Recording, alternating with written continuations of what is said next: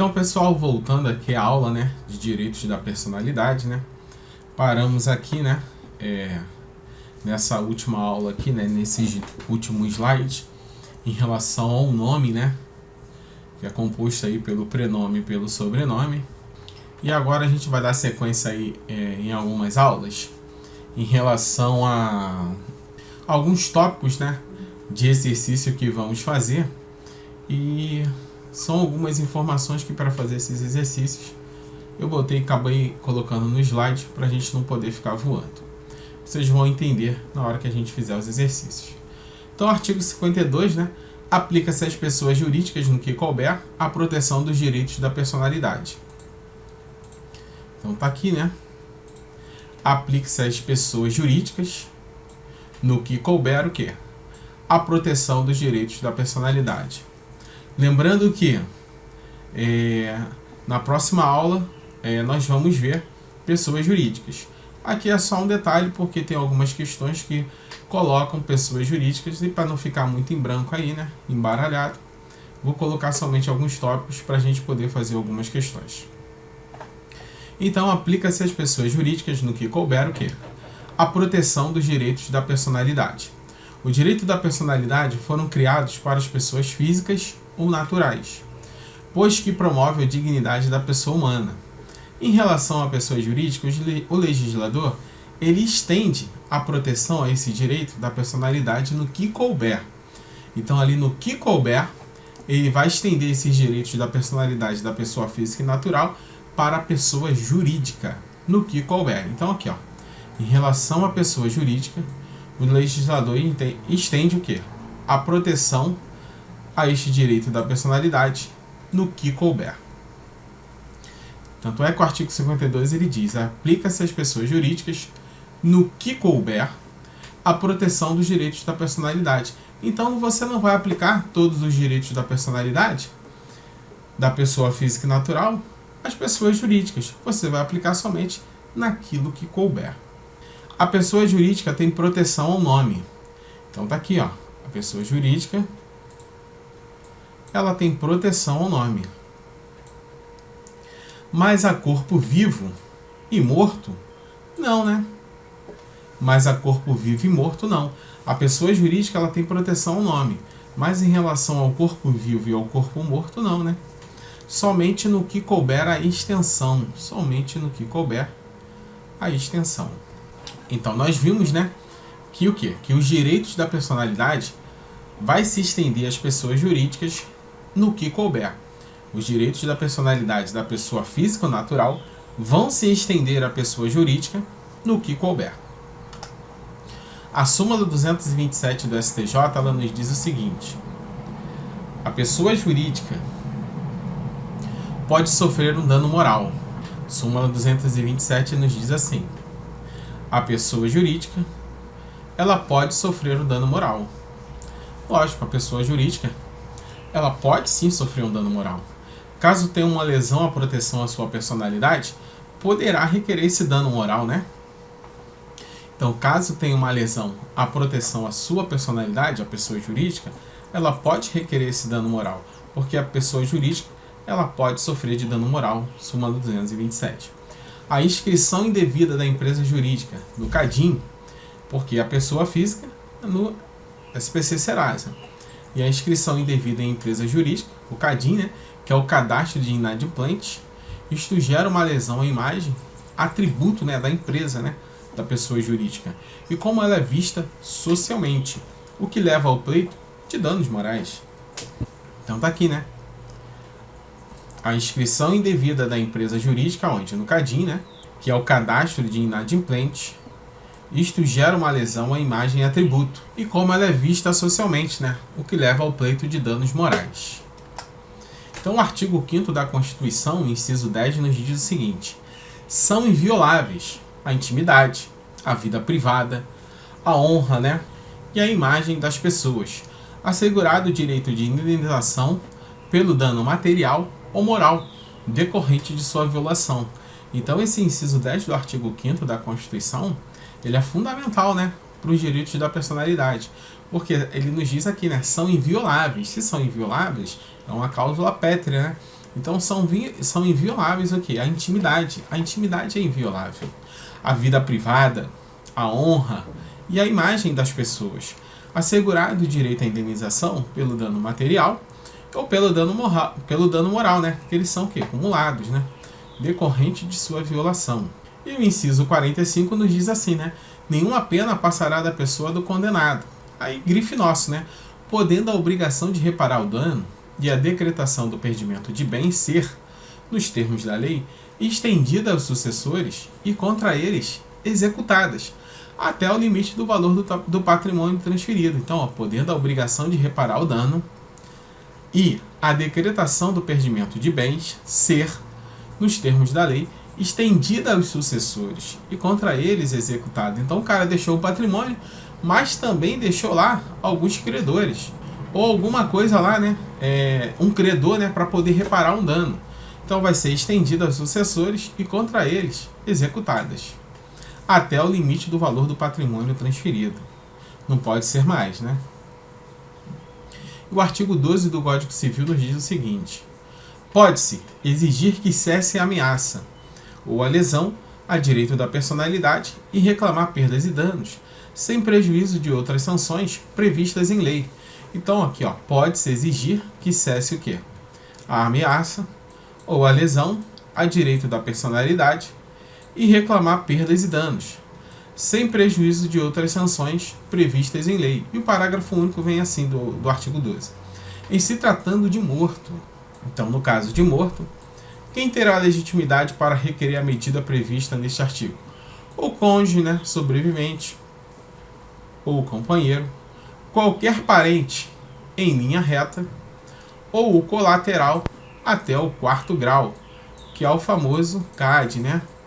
Que é o quê? O companheiro, o cônjuge sobrevivente, ascendente e descendente, que é o parente em linha reta, são os parentes em linha reta, e o colateral até o 4º grau, né? Irmão, avô, sobrinho, neto, primo, por aí vai. Embora o direito à honra seja o quê? Personalíssimo, o direito de exigir sua reparação econômica, no caso de dano moral ou material, se transmite aos sucessores do ofendido, caso este tenha falecido. Então, ó, informação importantíssima, né? Embora o direito à honra seja o quê? O direito à honra, ele é personalíssimo. O direito de exigir a sua reparação econômica, no caso de quê? De dano moral ou material, vai se transferir o quê? Se transfere aos sucessores do ofendido. Inclusive, aquele que está na barriguinha da mamãe, né? Vai se transferir a ele também, né? Porque o nascituro, ele já tem o seu direito resguardado, né? O direito à vida, né? Então, tanto é que aborto é crime. Então, ele tem o seu direito resguardado. Então, embora o direito à honra seja personalíssimo, o direito de exigir sua reparação econômica, no caso de dano moral ou material, se transmite aos sucessores do ofendido, caso este tenha falecido. A pessoa passa, a partir do nascimento com vida, a ser sujeito de direitos e de deveres. E a ocorrência desse requisito determina consequências de alta relevância, incluindo aspectos sucessórios. Tendo em vista a previsão do artigo 2º do Código Civil, que, conforme vimos, garante a personalidade ao indivíduo após o seu nascimento, com vida. Então ele adquire personalidade se ele nasce com vida. E como consequência do nascimento com vida, já possui direitos como o da sucessão. Então tá aqui, né? Garante a personalidade do indivíduo após o seu nascimento com vida, né? Como consequência do nascimento com vida, já possui direitos como o quê? Como o da sucessão.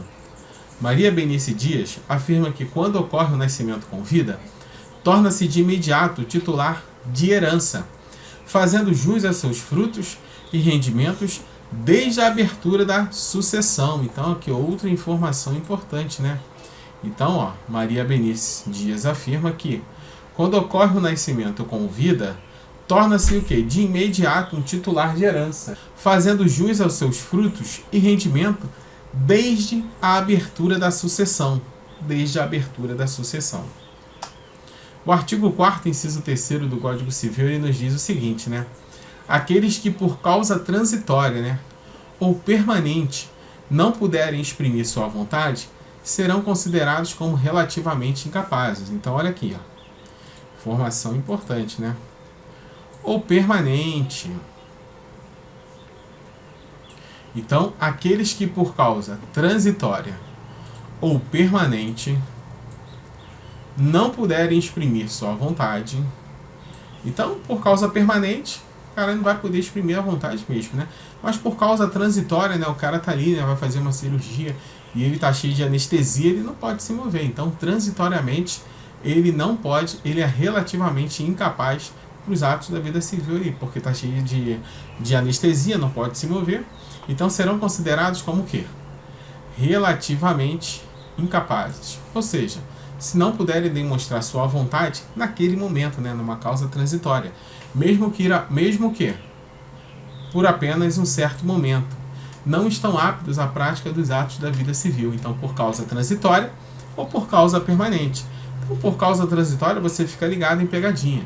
Não puderem exprimir sua vontade, serão considerados como relativamente incapazes por causa transitória. Então, ó, importante se ligar nessa causa transitória aqui. Pega bastante gente. O fim da existência da pessoa natural termina com a morte. Então, outra informação importante aqui. O fim da existência da pessoa natural termina com a morte. Aí nós temos uma vírgula ali. Tá aqui a vírgula aqui. Então, o fim da existência da pessoa natural, ela vai terminar com a morte. Cessa com a morte. Que pode ser o quê? A morte, ela pode ser o quê? Ela pode ser declarada ou presumida. A presumida, ela pode ser com ou sem decretação de ausência. Então, o fim da existência da pessoa natural termina com a morte.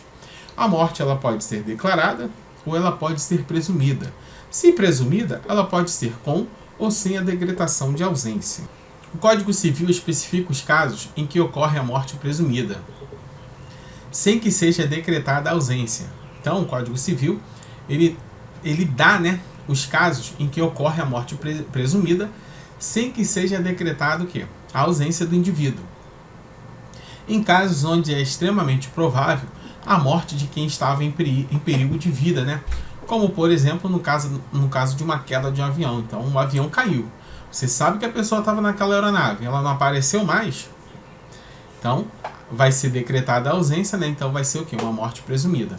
Ou se alguém estiver desaparecido em campanha ou feito prisioneiro, não tendo sido encontrado até 2 anos após a guerra. Então, aqui, ó, são duas informações importantes, né? Que vamos analisar. Morte presumida. Morte presumida, sem o quê? Sem que seja decretada a ausência. Então, sem que seja decretada a ausência. Nós temos aqui 2 casos, né? Onde é extremamente provável o quê? A morte de quem estava em perigo de vida. É extremamente provável a morte de quem estava em perigo de vida. Então, o exemplo aí, né? No caso da queda de um avião. Ou, segundo caso, né? Aqui é o primeiro caso, né? Vamos botar de outra corzinha aqui. Alguém estiver desaparecido, mas desaparecido o quê? Em campanha. E também o quê? Feito prisioneiro. Não tendo sido encontrado o quê? Até 2 anos após a guerra. Então o cara estava desaparecido em campanha. Estava em campanha, foi desaparecido. Ou feito prisioneiro, né? Feito prisioneiro. Não tendo sido encontrado até 2 anos após a guerra, ele vai ser decretado o quê? Vai ser decretada a morte presumida sem a decretação de ausência. Vai dar a morte presumida sem a decretação de ausência. Então, os casos em que ocorre a morte presumida sem que seja decretada a ausência, onde é extremamente provável a morte de quem estava em perigo, e alguém que estava desaparecido em campanha ou feito prisioneiro e que não tenha sido encontrado até 2 anos após a guerra. Beleza? O artigo 6º ele nos diz assim, né? A existência da pessoa natural termina com a morte. Então tá aqui, né? O artigo 6º ele nos dá o fim da pessoa natural. Termina com a morte. Então a existência da pessoa natural, ela cessa com a morte. Presume-se esta quanto aos ausentes. Então tá aqui, né? Presume-se estas quanto aos ausentes. Então tá aqui, né? Morte presumida. Quanto aos ausentes. No caso em que a lei autoriza a abertura da sucessão definitiva. Nos casos em que a lei autoriza a abertura da sucessão definitiva. A existência da pessoa natural vai terminar com a morte. E presume-se a morte quanto aos ausentes. Nos casos em que a lei autoriza a abertura da sucessão definitiva. O artigo 7º nos dá, né? Pode ser declarada a morte presumida, né? Então, pode ser declarada a morte presumida. Sem o quê? Sem a decretação de ausência, né? Então, vai ser o quê? Declarada a morte presumida sem a decretação de ausência. E nós vimos aí que são em dois casos, né?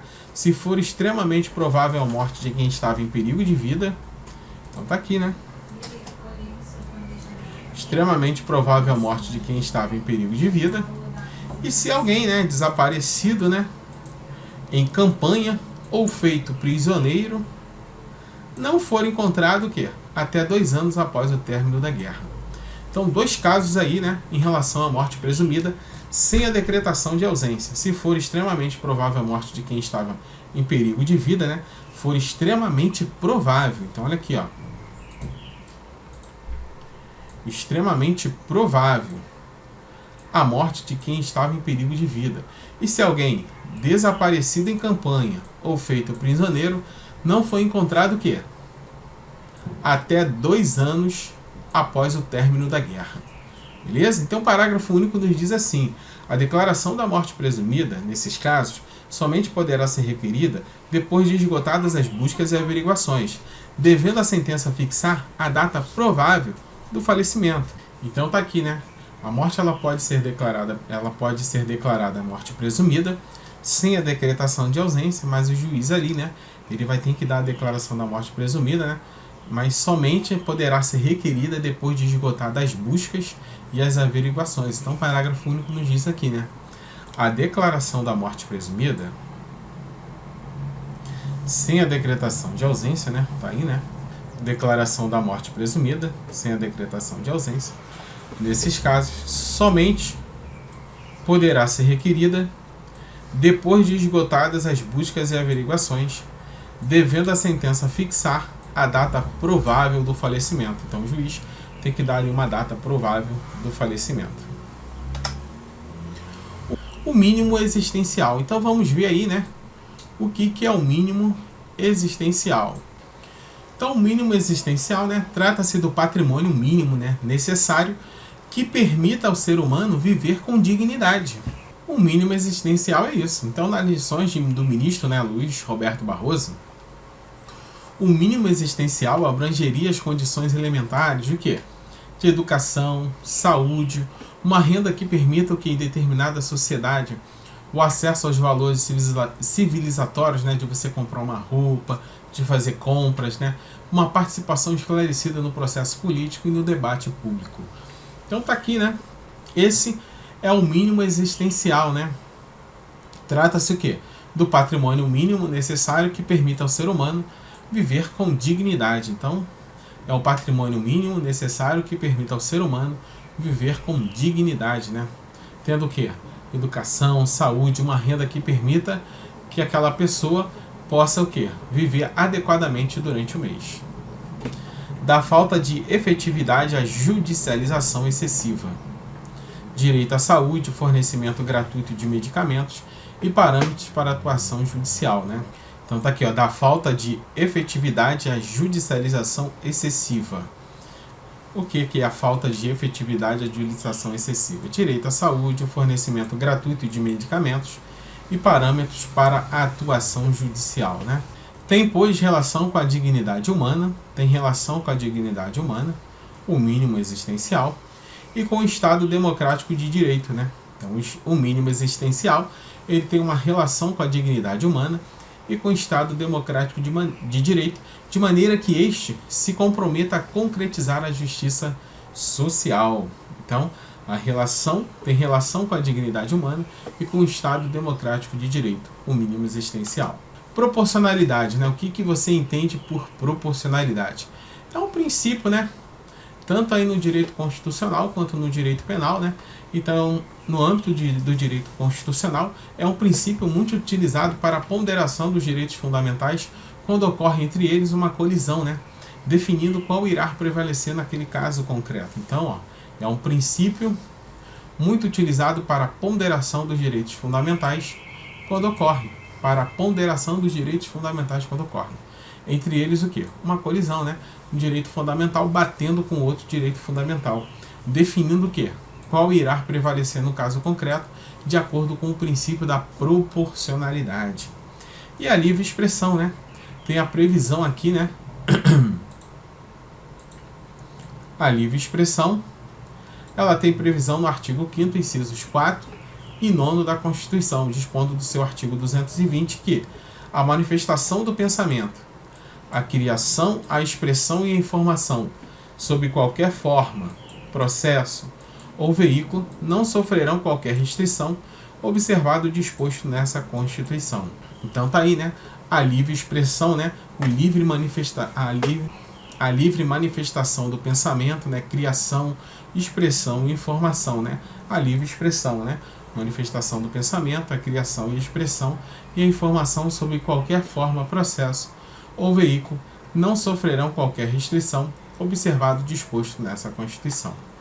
O artigo 5º diz: todos são iguais perante a lei, sem distinção de qualquer natureza, garantindo-se aos brasileiros e aos estrangeiros residentes no país a inviolabilidade do direito à vida, à liberdade, à igualdade, à segurança, à propriedade nos termos seguintes. Não está aí, né? O artigo 5º, né? Princípio da isonomia, todos são iguais perante a lei, sem distinção de qualquer natureza, garantindo-se aos brasileiros e aos estrangeiros, os brasileiros natos e naturalizados, e aos estrangeiros residentes no país. Lógico, o cara vem de fora, ele tem direito à vida, à liberdade, à igualdade, à saúde, à segurança e à propriedade. O 4 ele nos diz o seguinte: é livre a manifestação do pensamento, sendo vedado o anonimato, né? Então tá aqui, né? É livre a manifestação do pensamento, sendo vedado o anonimato. E é livre a expressão da atividade intelectual, é livre a expressão. Então tá aqui, né? Exemplos, né? De quê? Da livre expressão. Exemplos da livre expressão, que é livre a manifestação do pensamento, sendo vedado o anonimato. É livre a expressão de quê? Da atividade intelectual, artística, científica, de comunicação, independentemente de censura ou licença. É livre a expressão da atividade intelectual, artística, científica, de comunicação, independentemente de censura ou licença. O artigo 220 nos diz, né, a manifestação do pensamento, a criação, a expressão e a informação sobre qualquer o quê? Forma, processo ou veículo não sofrerão qualquer restrição. Então, a manifestação do pensamento, a criação, a expressão e a informação sobre qualquer forma, processo ou veículo não sofrerão qualquer restrição, observado o disposto nessa Constituição. O parágrafo 1º e o parágrafo 2º nos diz o seguinte: nenhuma lei conterá dispositivo que possa constituir embaraço à plena liberdade de informação jornalística em qualquer veículo de comunicação social. E o parágrafo 2º: é vedada toda e qualquer censura de natureza política, ideológica e artística. Nenhuma lei conterá dispositivo que possa o quê? Constituir embaraço à plena liberdade de informação jornalística em qualquer veículo de comunicação social. Nenhuma lei conterá dispositivo que possa constituir embaraço à plena liberdade de informação jornalística em qualquer veículo de comunicação social. Claro, observados os incisos do artigo 5º que consta aí. E o parágrafo 2º nos diz, né, é vedada toda e qualquer censura, tá aqui, ó, é vedada toda e qualquer censura de natureza o quê? Política, ideológica e artística. É vedada toda e qualquer censura, censurar de natureza o quê? Política, ideológica e artística. É vedada. E o parágrafo 3º nos diz assim, né? Compete à lei federal. Incisos 1 e 2, vamos a eles. Inciso 1. Regular as diversões e espetáculos públicos, cabendo ao poder público informar sobre a natureza deles, as faixas etárias, a que não se recomendem, locais e horários em que sua apresentação se mostre o quê? Inadequada. E o 2. Estabelecer os meios legais que garantam à pessoa e à família a possibilidade de se defenderem de programas ou programações de rádio e televisão que contrariam o disposto no artigo 221, bem como da propaganda de produtos, práticas e serviços que possam ser nocivos à saúde e ao meio ambiente. Então tá aqui, né? Compete à lei federal que regular as diversões e espetáculos públicos, cabendo ao poder público que informar sobre a natureza deles, as faixas etárias, a que não se recomendem, locais e horários em que sua apresentação se mostre inadequada. Compete à lei federal regular as diversões e espetáculos públicos, cabendo ao poder público informar sobre a natureza deles, as faixas etárias, a que não se recomendem, locais e horários em que sua apresentação se mostre inadequada. E o inciso 2, né? Estabelecer os meios legais que garantam a pessoa e a família a possibilidade de se defenderem de programas ou programações de rádio e televisão que contrariam o disposto no artigo 221, bem como da propaganda de produtos e práticas e serviços que possam ser nocivos à saúde e ao meio ambiente. Então, estabelecer os meios legais que garantam à pessoa e à família possibilidade de se defenderem de programas ou programações de rádio e televisão que contrariam o disposto no artigo 221, bem como da propaganda de produtos, práticas e serviços que possam ser nocivos à saúde e ao meio ambiente. E o parágrafo 4º ele nos diz assim, né? A propaganda comercial de tabaco, bebidas alcoólicas, agrotóxicos, medicamentos e terapias estará sujeita a restrições legais nos termos do inciso 2 do parágrafo anterior e conterá sempre que necessário uma advertência sobre os malefícios decorrentes de seu uso. Então tá aqui, né? A propaganda comercial de tabaco, bebidas alcoólicas e agrotóxicos, medicamentos e terapias estará sujeita a restrições legais nos termos do inciso 2 do parágrafo anterior e conterá sempre que necessário uma advertência sobre os malefícios decorrentes de seu uso. O parágrafo 5º nos diz assim: os meios de comunicação social não podem, diretamente e indiretamente, ser objeto de um monopólio ou oligopólio. E o parágrafo 6º ele diz assim: a publicação de veículo impresso de comunicação independe de licença de autoridade. Então, a publicação de um veículo impresso de comunicação ele independe de uma licença de autoridade. E de acordo com o princípio da alteridade, não há crime sem ofensa ou sem exposição a perigo do bem jurídico de outra pessoa. Por tal razão, inclusive, é que a autolesão é considerada uma conduta atípica, né? Então, de acordo com o princípio da alteridade, não há crime sem ofensa. Não há crime sem ofensa, sem exposição a perigo do bem jurídico de outra pessoa. Então, de acordo com o princípio da autoridade, não há crime sem ofensa. Se não houve ofensa, não há crime. Ou se não há uma exposição a perigo de um bem jurídico de outra pessoa, também não tem crime. Por tal razão, inclusive, é que a autolesão é considerada uma conduta atípica. Logo, a autolesão, né, é considerada uma conduta atípica. Porque o cara está se batendo, né, dando soco nele mesmo, ele não vai responder pelo crime de lesão corporal nele mesmo, né? Então tá aí, né, princípio da alteridade, não há crime sem ofensa ou sem exposição a perigo do bem jurídico de outra pessoa. Logo, a autolesão é considerada uma conduta atípica. E o caráter extrapatrimonial? Então vamos ver aí o que significa aí o caráter extrapatrimonial, né? Caráter extrapatrimonial, né? Trata-se de quê? Da ausência de um conteúdo patrimonial direto.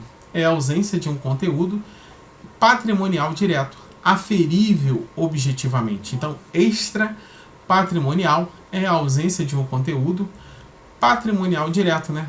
Aferível objetivamente, ainda que sua lesão gere efeitos. Ainda o quê? Aferível objetivamente, ainda que a sua lesão gere efeitos econômicos. Isso não impede que as manifestações pecuniárias de alguma espécie de direitos possam ingressar no comércio jurídico. Então tá ali, né? Caráter extrapatrimonial, né? é a ausência de um conteúdo patrimonial direto. Extrapatrimonial é uma ausência de um conteúdo de patrimonial direto. É aferível objetivamente, ainda que a sua lesão gere efeitos econômicos. O exemplo mais evidente dessa possibilidade é em relação aos direitos autorais, né? Aqui, né? Que se divide em direitos morais, estes sim, direitos próprios da personalidade, os direitos morais e os patrimoniais, direito de utilizar, fruir e dispor da obra literária, artística ou científica, perfeitamente avaliável em dinheiro. Então tá aqui, né? O exemplo mais evidente dessa possibilidade é em relação aos direitos autorais, que se divide em direitos morais e direitos patrimoniais. Então, os direitos autorais se dividem em direitos morais e patrimoniais. Os direitos morais, estes sim, direitos próprios da personalidade, né? Os direitos morais são direitos próprios da personalidade. E os direitos patrimoniais, direito de utilizar, de fruir, de dispor da obra literária, artística ou científica, perfeitamente avaliável em dinheiro, né? Porque ela o quê? Ela é patrimonial, porque ela é perfeitamente avaliável em dinheiro. A regra é o quê? A regra é que o direito da personalidade seja o quê? Indisponível e irrenunciável. Essa é a regra. A regra é que o direito da personalidade ele seja indisponível e irrenunciável, possuindo também o quê? Um caráter extrapatrimonial. Então, o direito da personalidade ele é indisponível e irrenunciável e também possui um caráter extrapatrimonial. Ou seja, não podem ser mensurados, atribuídos valores para um comércio jurídico, como uma obra artística ou literária, né, que você tem como mensurar o valor dela. Já o direito da personalidade, né, como caráter extrapatrimonial, né, não pode ser mensurado, atribuídos valores para o comércio jurídico. Todavia, a autorização de uso de determinados direitos personalíssimos para que seu titular possa obter algum proveito econômico. Então, a regra é que o direito da personalidade ele seja indisponível, irrenunciável, possuindo também um caráter extrapatrimonial, ou seja, não podendo ser mensurado, né, atribuídos valores para o comércio jurídico. Todavia, a autorização de uso de determinados direitos personalíssimos para que seu titular possa obter algum proveito econômico. A autorização de uso, né, de determinados direitos personalíssimos, independente desse direito da personalidade, eles ter o quê? Um caráter extrapatrimonial, né, de não ser mensurado os valores a eles. Porém, há uma autorização de usos, né, de direito personalíssimo para quê? Para que seu titular possa obter algum proveito econômico, mesmo que não tenha ali aquele valor estabelecido ali certo, ao certo. Com exceção dos casos previstos em lei, tá aí o artigo 11, né? Com exceção dos casos previstos em lei, os direitos da personalidade, eles são o quê? Intransmissíveis, irrenunciáveis, não podendo seu exercício sofrer o quê? Uma limitação voluntária. Então, em regra, o direito da personalidade ele é indisponível, irrenunciável, intransmitível, não podendo seu exercício sofrer o quê? Uma limitação voluntária, com exceção dos casos previstos em lei. Os direitos da personalidade são intransmissíveis, irrenunciáveis, não podendo seu exercício sofrer o quê? Uma limitação voluntária. O artigo 9 ele nos diz assim: serão registrados em registro público 1. Os nascimentos, casamentos e óbitos. Então, o artigo 9 ele nos diz assim: serão registrados em registro público. Então, tá aqui, né? Registrado no registro público os nascimentos, o de casamento e óbito. Então, o nascimento, casamento e óbito, eles são registrados no registro público. Nascimento, casamento e óbito, eles são registrados no registro público. 2. Emancipação, ou por outorga dos pais, ou por sentença do juiz. Então, emancipou ali o menor de 16 anos completos, né? Vai ser registrado no registro público, que emancipou por outorga dos pais. Tá aqui, emancipação, por quê?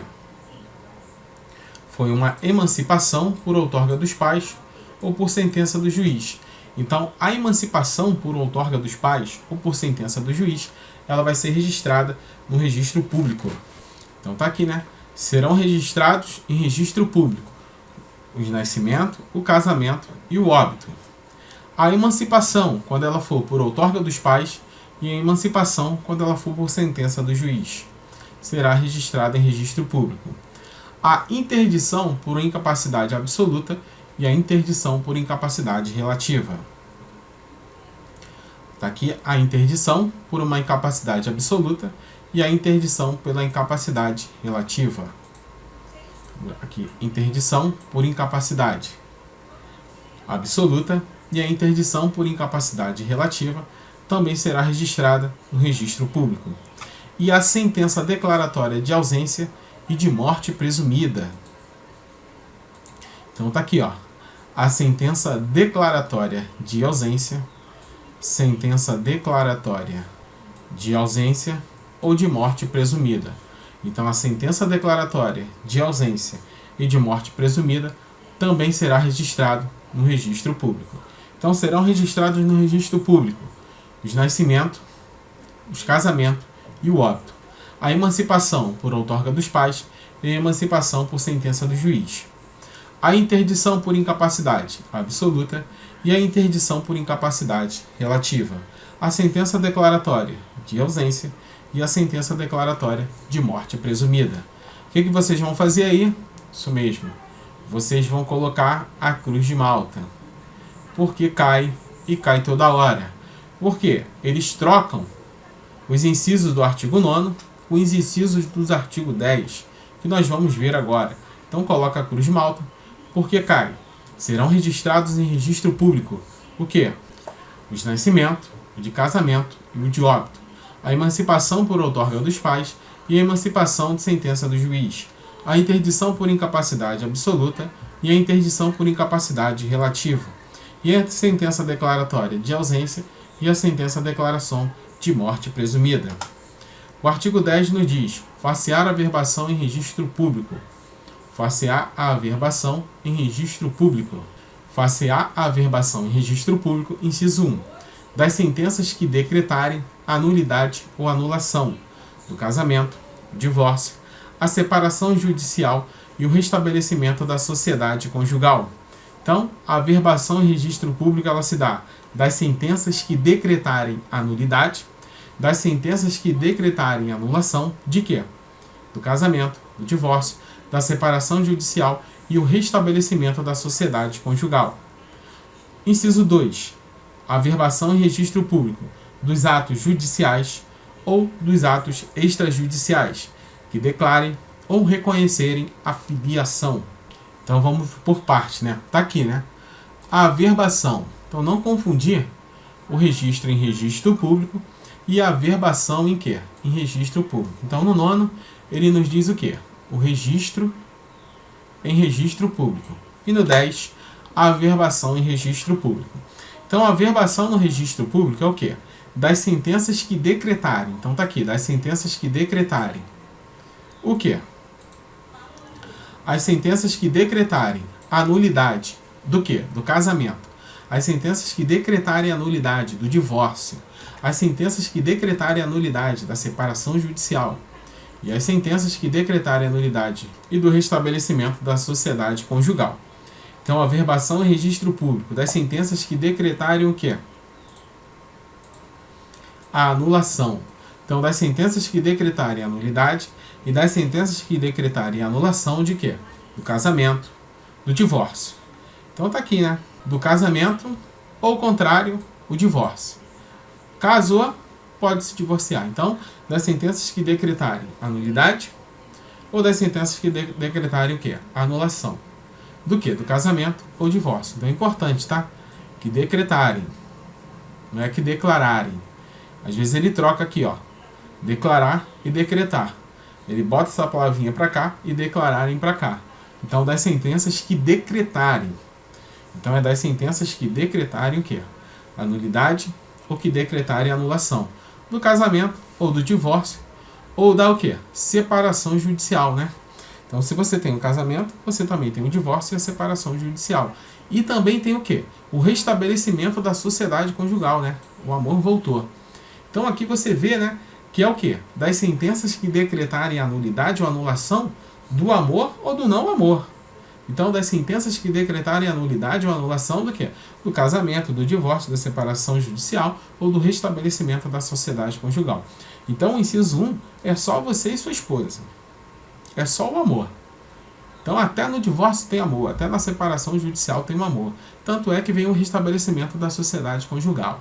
Então, das sentenças que decretarem a nulidade ou anulação do amor, que é o casamento, divórcio, separação judicial, o amor não morre, restabelecimento da sociedade conjugal. No inciso 2. No inciso 2, né? Tá aqui, né? Averbação e registro público. Então, vamos botar aqui, né? Fazer um coração. Inciso 2. Dos atos judiciais ou extrajudiciais. Então, tanto dos atos judiciais que declararem ou reconhecerem a filiação, ou dos atos extrajudiciais que o quê? Que declararem ou reconhecerem a filiação. Importante não trocar, né? Os atos judiciais ou extrajudiciais que declararem e não decretarem, que declararem ou reconhecerem a filiação.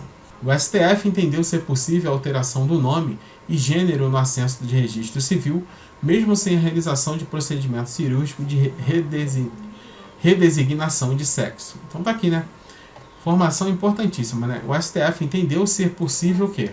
A alteração de nome e gênero no assento de registro civil, mesmo sem a realização do procedimento cirúrgico de redesignação de sexo, né? Cortar lá, né, o membro, ou então introduzir o membro lá na mulher.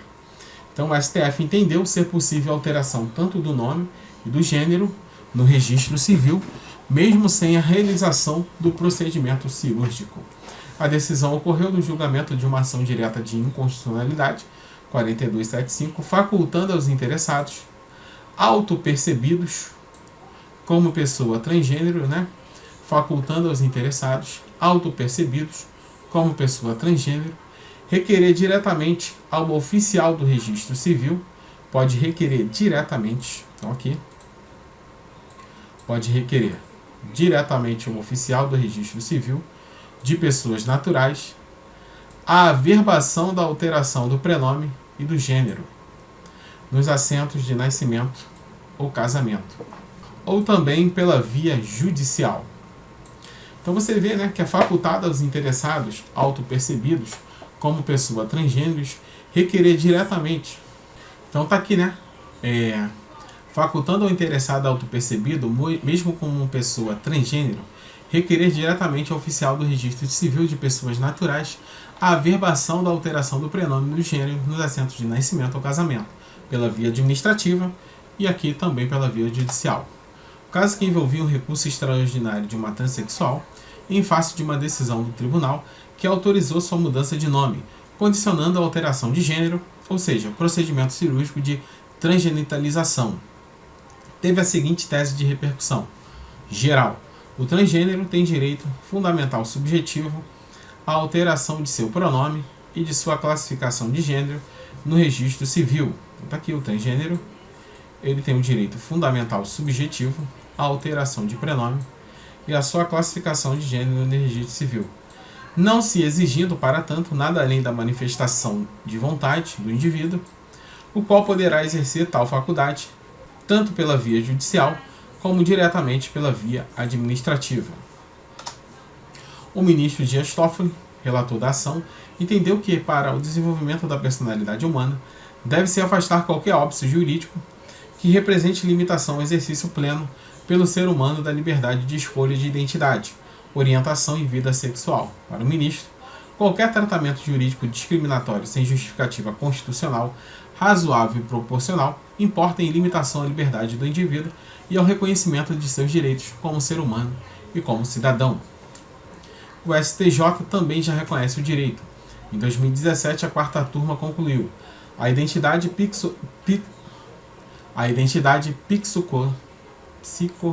psicossocial a identidade psicossocial prevalece em relação à identidade biológica. Então, o STJ disse que a identidade psicossocial ela vai prevalecer em relação à identidade biológica, não sendo a intervenção médica, a intervenção cirúrgica dos órgãos sexuais, um requisito para alteração de gênero em relação aos documentos públicos. França destaca que 2 ou mais pessoas morrem na mesma ocasião. Aqui já entramos em comoriência e premoniência, né? Não se podendo provar quem faleceu primeiro, presume-se pela legislação civil brasileira que elas tiveram mortes o quê? Simultâneas. A isso chama-se de quê? Comoriência. Dessa forma, comoriência é o instituto jurídico que admite mortes o quê? Simultâneas de 2 ou mais pessoas falecidas em um mesmo momento e quando não se pode estabelecer quem morreu primeiro. Se 2 ou mais indivíduos falecerem na mesma ocasião, não se podendo averiguar se algum dos comorientes precedeu os outros, presumir-se-ão simultaneamente mortos. Todavia, havendo condições de provar que uma delas faleceu um momento antes, dá-se o nome de quê? Premoriência. Se tem como o quê? Provar se uma delas morreu anteriormente, vai dar-se o nome de premoriência. Pode haver, por exemplo, sensíveis modificações na ordem sucessória, variando de acordo com a cronologia das mortes. E o artigo 8º nos diz o seguinte: se 2 ou mais indivíduos falecerem na mesma ocasião, não se podendo averiguar se algum dos comorientes precedeu os outros, presumir-se-ão que simultaneamente mortos. É claro que isso é relativo, né? O artigo 1º aí, né, em relação a esse slide, vai ficar para a próxima aula, para não ficar muito grande, para a gente poder terminar os direitos da personalidade e partir para os exercícios aí. Para você que gostou, deixe seu like, se inscreva no canal. Sai daí não, vou tomar uma água e já volto já.